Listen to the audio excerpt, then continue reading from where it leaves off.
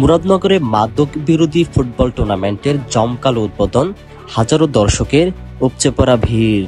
রবিবার 29 June Muradnagar DR সরকারি উচ্চ বিদ্যালয় মাঠে টুর্নামেন্টের উদ্বোধনী খেলা অনুষ্ঠিত হয়। উদ্বোধনী খেলাকে ঘিরে এলাকা জুড়ে তৈরি হয় উৎসবমুখর পরিবেশ। মাঠে হাজার হাজার ক্রীড়াপ্রেমী দর্শকের সমাগম হয়, যা দীর্ঘদিন পর মুরাদনগরে এমন আয়োজনকে ঘিরে ব্যাপক উদ্দীপনার সৃষ্টি হয়েছে। মাদকের বিরুদ্ধে আমরা চাচ্ছি এই নতুন জেনারেশন আপনাদের কাছ থেকে এই উদ্যোগটা খুব স্বাগত জানাবে। কারণ এই সময় এই আগের থেকে যদি আজকে এইভাবে থাকতো তাহলে আজকে বাংলাদেশের এই অবস্থা হচ্ছিল আরো আগে আরো খেলাধুলো যদি মনোযোগী হতো। তারপর হলো এই মোবাইল মাদক। আজকে যে উদ্যোগটা নিচ্ছে যারা এই উদ্যোগটা করছেন তাদের দাগন একাদশকে এবং সবাইকে আমি ধন্যবাদ জানাই এবং স্বাগত জানাই। তাদেরকে আমরা আমাদের দলের পক্ষ থেকে সার্বিক যতক্ষণ কাজ করবে আমরা তাদেরকে সহযোগিতা করে যাব।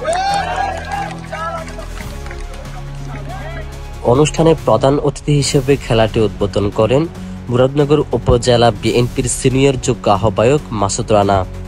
তার সঙ্গে আরও উপস্থিত ছিলেন স্থানীয় গণ্যমান্য ব্যক্তিবর্গ, ক্রীড়া সংগঠনের নেতৃবৃন্দ ও জনপ্রতিনিধিরা।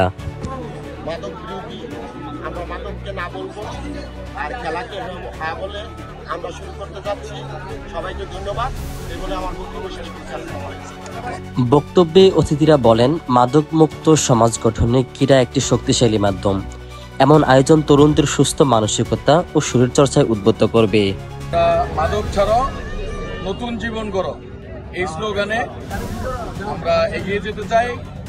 আমরা আগে দেখেছি যে আমরা যখন ছোট ছিলাম যে আমরা সবসময় খেলাধুলায় আসক্ত ছিলাম। আমরা লেখাপড়ার পাশাপাশি বিকালবেলা হইলেই আমরা মাঠে চলে আসতাম।